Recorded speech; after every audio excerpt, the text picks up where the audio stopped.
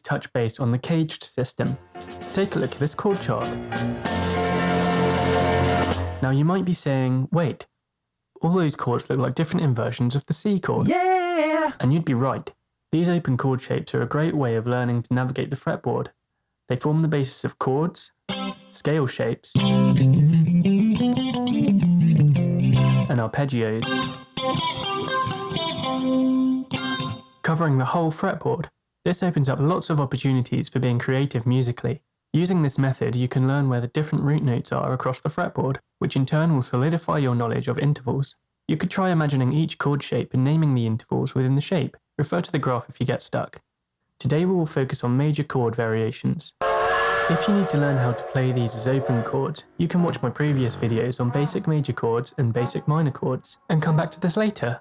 You can find the link in the description.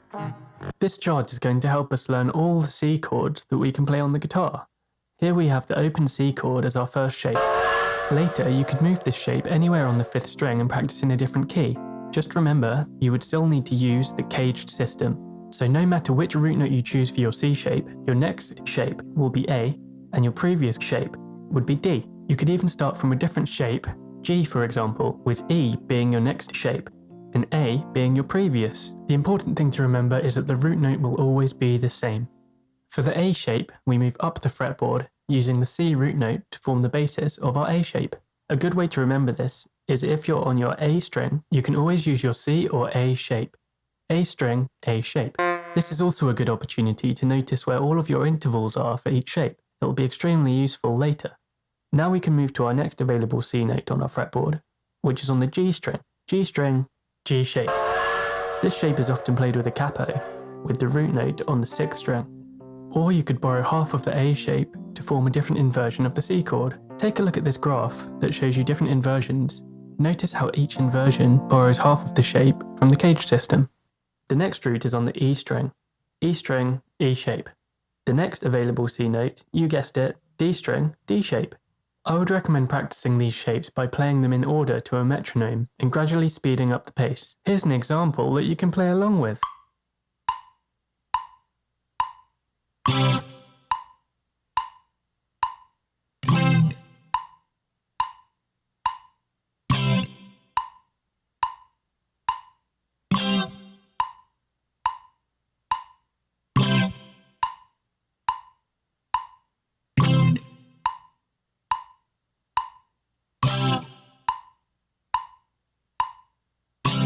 Once you've mastered that, you could practice playing them in different orders, or put on a C major backing track and practice picking shapes to the track.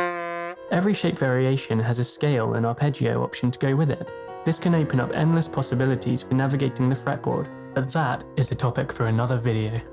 The same options are open for other chord tonalities using the CAGED system, for example by flattening the 3rd note and using minor open chord variations C minor, A minor, G minor, E minor and D minor. We can open up options for being creative in minor keys. I hope you've enjoyed the video. Please don't forget to like, comment and subscribe.